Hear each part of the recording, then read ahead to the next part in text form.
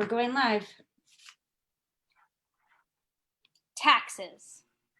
That is a word that strikes fear into the heart of many. But no worries, today we have for you Miss Rachael Roberts, who has tons of experience with taxes and bookkeeping. She's here to clear up some of the mystery. Welcome, Rachael. Hi, thank you for having me. Hi, Rachael. Hi. So glad you can join us. So Rachael is an expert in bookkeeping, accounting, and taxes, and she's going to talk to us today a lot about the tax implications of the SBA loans, as well as the implications of unemployment on taxes. I think a lot of people would love to hear about that today. But to kick us all off, let's see what we've got for lunch. Diana, what did you bring today? I have sushi from Mari Sushi, located here in South Corona. If you live in South Corona, you definitely have heard of them. They're incredible. They are right on California and Compton in the little shopping center there. Best sushi in town, so check them out. Yum-y. And Rachael, what are you having for lunch? I'm on a juice and smoothie kick these days, so I have an acai bowl from Clean Juice. Ooh, that's what I got last time. Yeah, that was your last week. That's awesome. And I today am eating some cabbage soup. I know it's a little warm, but it just sounded good today. And it is inspired by Platings and Palettes, and you'll check them out linked below in our profile. So thanks again for joining us today. So Rachael, tell us a little bit about yourself, who you are, your background, so everybody knows who they're talking to. Okay, my name is Rachael. I grew up in the Midwest. I've relocated to California, and I have approximately just a little over 12 years in accounting and bookkeeping experience, all different areas of accounting. I love how the numbers support businesses, because when you really have the right numbers and you really know the ins and outs of what is going on within your business, it absolutely gives you power over the weaknesses and helps you to leverage the strengths. So I really love that. With the current pandemic situation, there are lots of programs out there, and I've been diving into how all of it works from the very beginning, because even the experts aren't experts right now. Nobody knows what's really going on, and the guidelines change 5 and 6 times before the final guidelines come down. So it's something that's important for everybody to really have the information on in order to be able to have exactly what it's meant to be for all of us. Right, that's exactly some of the things that we're going to talk about today. Let's talk a little bit about the PPP, because I know there's a lot of confusion out there for small business owners, including myself, on if and or when you do actually receive it. How is it forgivable, and how do you prove that it's forgivable, right? Right, so the guidelines are that 75% of the loan itself has to be used towards payroll costs. 25% of the loan can be used towards rent, mortgage, interest expense, and utilities. So only 25% of that loan can be used for outside of your payroll. The payroll is going to be determined, as of right now, they're saying there's going to be determined on your payroll tax filings. If it's comparable to what you paid in 2019 pre-COVID. There's also confusion on, the head count, because the head count, your FTEs, your full-time employment, have to be the same or very similar. And there's a lot of people that have employees that don't want to come back, or they're not comfortable coming back with the situation. And so that has to be clearly documented before you bring on somebody new, but you do have to bring on somebody new and use that same payroll expense. So when you say clearly documented, is that like a letter, a form? Right, so you're going to want to have it in writing, that you have offered that person, you want to offer them their job back in writing. And then if they don't want to come back, then you have to clearly document in their file. And then also they have to be of the understanding that also could disqualify them for unemployment for not accepting their employment back. So is keeping this for really- only for furloughed employees, or if you have existing employees that are in danger of being furloughed, can you offer it to them as well to prevent that from happening? Right. You want to keep it's to keep your payroll pre-COVID. So if you can continue to pay all of your, the employees that you've paid in the past, that's absolutely the best case scenario. So it sounds like accurate record keeping is really important. It's right really important for the forgiveness portion of the loan. So also with the PPP, my understanding is that it can also go toward mortgage, utilities, rent. Is that correct? Yeah, 25%. And if you look at, how much the loan really is. So what they did was they took the 8 weeks of they took your 8 weeks of payroll, but they multiplied it it's for 2.5 months. So it's really that 2.5 months, the half month is what's supposed to go towards those extra costs. The rest of it's supposed to be payroll. And a lot of people, 25% is not going to be enough to pay the utilities or your rent, but it is 75% of it does have to go to payroll for it to be forgiven. Right. That's really good information. For all of our self-employed independent contractors, I know that although we are a small business as realtors and a team, Diane Renee Homes, by the way, we are also considered independent contractors. Mm-hmm. So the PUA has a lot of value for not just realtors, but dance instructors, hairstylists, like just so many people, right? How does that work? So a lot of people that were independent contractors, because it's just been so up in the air, filed for unemployment prior to the 28th, which the 28th was when the portal for the pandemic unemployment insurance opened up. If somebody applied for the unemployment prior, they should have gotten a letter, and they were an independent contractor or a business owner, they should have gotten a letter that said that they qualified, but it was $0. So then on the 28th, you were then able to go in and file for the pandemic unemployment. And it's fantastic because people that have never been eligible for unemployment before are now eligible. Those independent contractors, those self-employed individuals, people that have that own businesses, those people normally were disqualified for unemployment. So with this, they are qualified even if they've never paid into unemployment.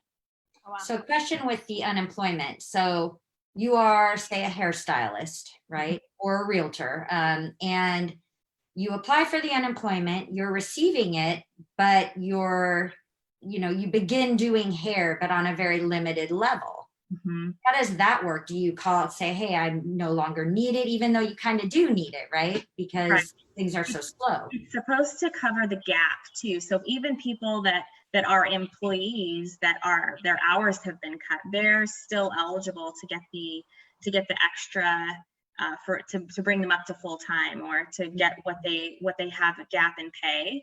So that's something else that's a benefit that we didn't have before. So yeah, they will request documentation of what you have made each month, and so when you do that, they'll see that there's a gap, and they will still pay the gap. Okay.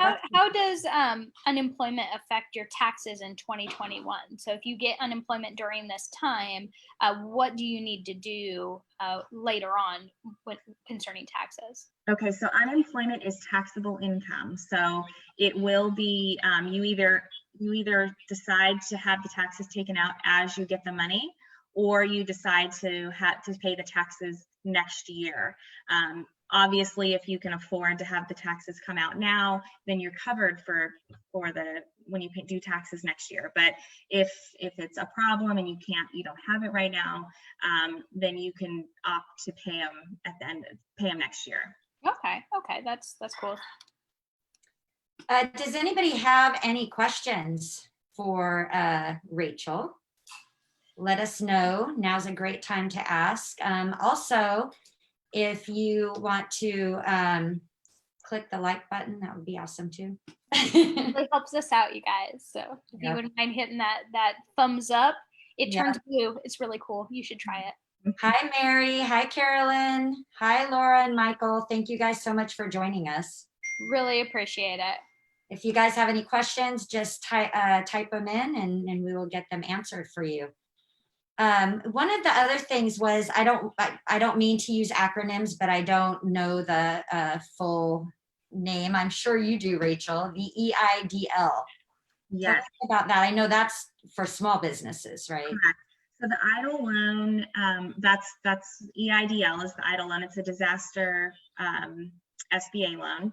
And that's a really cool program as well. And they are back to taking applications on the SBA's disaster loan website.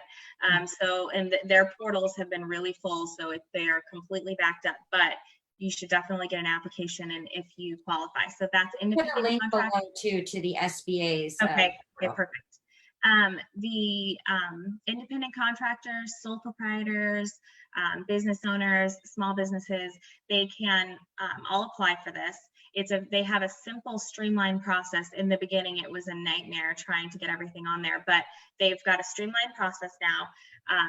And you put in your full-time employees when you do the streamlined application, and you get $1,000 per employee, up to 10 employees. So there's up to $10,000 that you can get, and they just put it into your bank account. It's a grant. It's immediately forgiven. It's not taxable income. It doesn't go on to the loan. So it's just like a good little boost. And then the SBA will send you a portal, and you sign into that. They find out what you qualify for, and that goes towards some of your other costs that is not covered by the PPP. So you can have both the PPP and the EIDL loan to kind of cover a broad spectrum of expenses to keep your business going. Yeah, is the payment protection plan forgivable? The PPP loan is forgivable. If you do the 75% payroll, 25% rent, utilities, mortgage, interest expense, it is 100% forgiven. Okay. Anything that is the percentage that isn't those, it's like a 1% interest rate over 2 years that you pay back. Mm.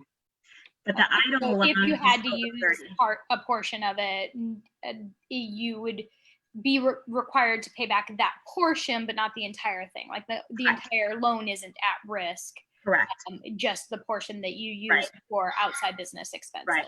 But they're strongly advising against using it for anything else because of what it is intended for, is to get people paid. And then that's why they're also encouraging the EIDL loan, because then you have the finances to cover some of those other expenses and you're not using the PPP loan. Sounds like everyone needs to talk to an accountant or a bookkeeper. It's very important. Yeah. Really quick, going back to unemployment, you had mentioned that you can have your taxes taken out immediately or later. What would you recommend? I think it's always best to have them taken out up front if you have that as an option. I mean, if you don't know how to put food on the table, it's a different, that's a different situation. But if you have the ability to have the taxes taken out up front, you're always better at tax time. Mm-hmm.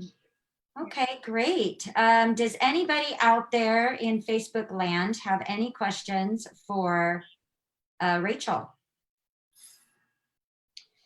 We're waiting. For those of you who have just joined us, Rachael is a very experienced accountant and tax. She has her MBA actually in accounting, so she's definitely the person to ask, even if it's something on bookkeeping, taxes itself. She's definitely going to have the answers to those questions for you guys. Hi, Debbie. Hi, Wes. Thank you for joining us. Does Debbie or Wes have any questions? And Lupe just joined us as well. Thank you, guys. I did actually just get a question, and it was, how long does it take the IRS to, especially right now, to process refunds for people who are eligible? That is actually a good question. The IRS is extremely inundated. They are still getting, I'm seeing a lot of refunds coming in still in that 7 to 14 day mark. But if they have anything that holds your refund up for any reason, like they have a question about, your relocation or something changed from the year before, and they have to get to you, that is taking a lot of time. And they are not processing any paper returns at this time. So if somebody had sent in a paper return, or say they filed 2018 late, they are not processing those paper returns at all. Okay. Wow. So another question was going back to the SBA loans, to divert for a moment. Do you have to have good credit in order to be qualified for something like this? That's a good question too. So each bank is doing their own, it's going through the banks. It's not actually through the SBA. So the SBA is giving the money to the banks, and then the banks are dispersing it. So some banks are really easy to get the loans from. Some banks are not. Some are requiring more than others. But generally, it's supposed to be credit not a huge factor in this. And then the EIDL loan, it's like a very low credit score. Their main factors of disqualification are things like criminal history or under indictment, like those types of things. Sorry, guys.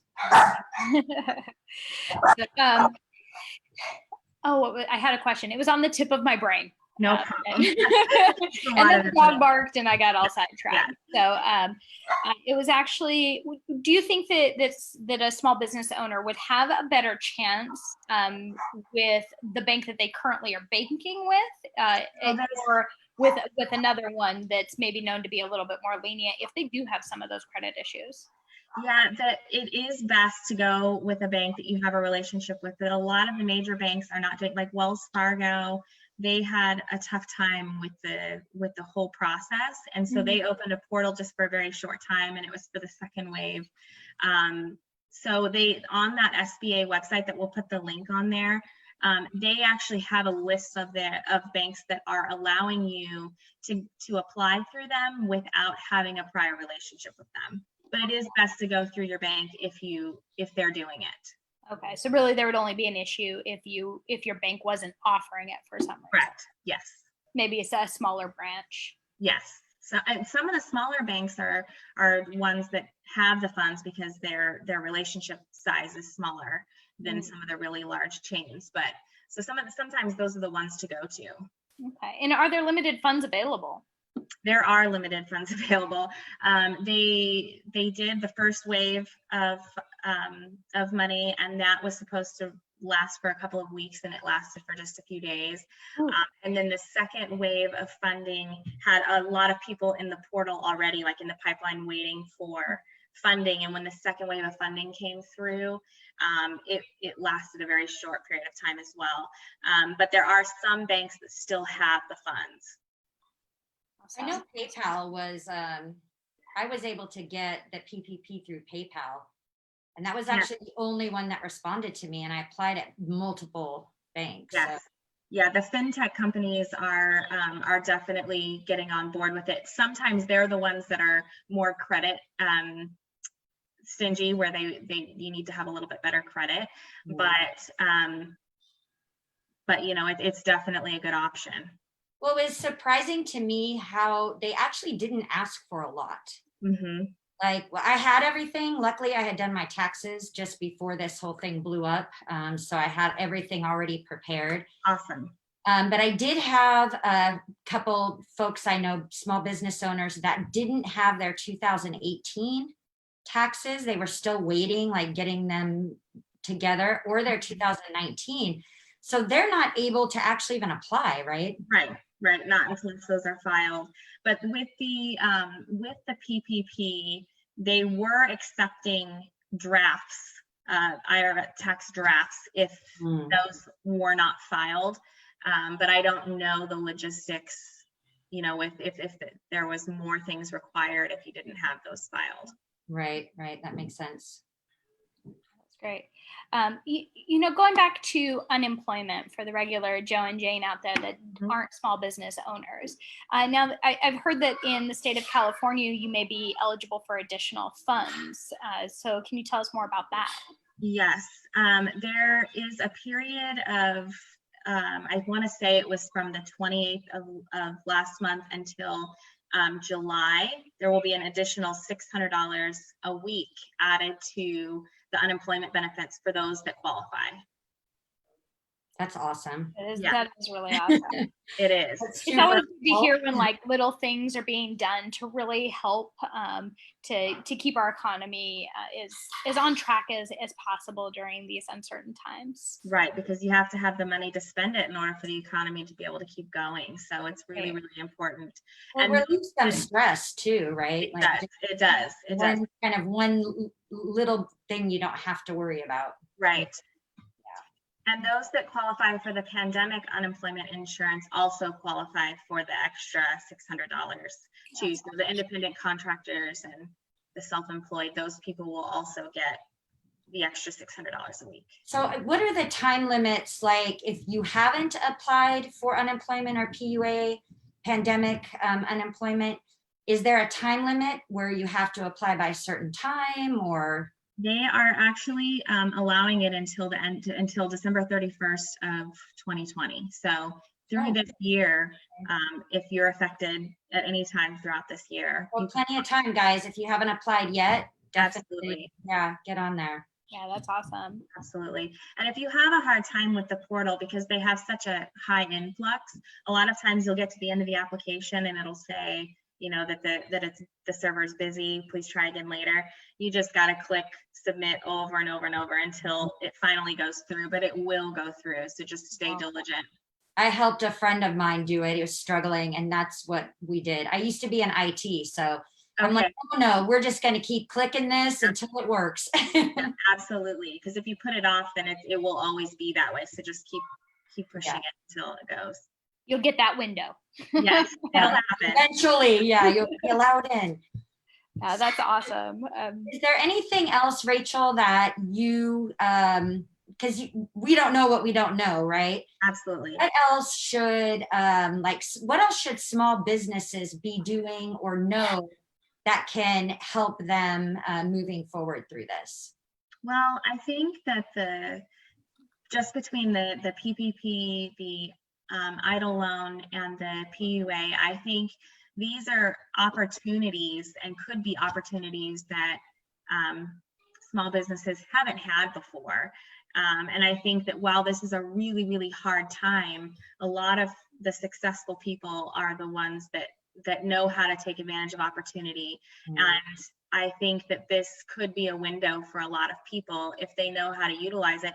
And it's a hard thing because it's so confusing. I mean, even studying it over and over and over, there are so many things that change, and it's a complicated situation. So a lot of people shy away from it because it's like, well, there's not enough funds for everybody, so I'm not going to try, or I don't understand it, so it's like, what does it matter? But it really does matter. Like there's so much to it, and with the PPP being forgivable, I mean, it's free money. The same thing with the EIDL loan with that $10,000 advance. It's like that's untaxed income. So it's really important that people know what is available to them in this really terrible time. And we've got some links. We will put some links below here to kind of give you guys some resources. I know that we've got a couple blogs on our website that have more information, and there's some other resources that we have that we'll provide for anybody that's struggling with that part of it. Awesome. And hi, Terry. Hi, Jessica. Hi, Omar. Thanks for joining. Appreciate it. We've got a great question here.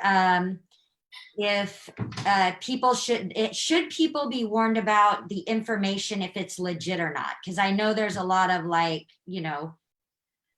things that aren't true, hashtag fake news, right, out there about these resources. Right. I know I was a little nervous actually because they ask you for your social security number. Right. And I'm like, okay, is this a real site? Let me make sure, right, as I was applying for PPP at all these different banks. Absolutely. I think it's really important to make sure. There are so many scams, just like everything else that people are taking advantage. And it is so important to make sure that what you're giving all your information to is legit.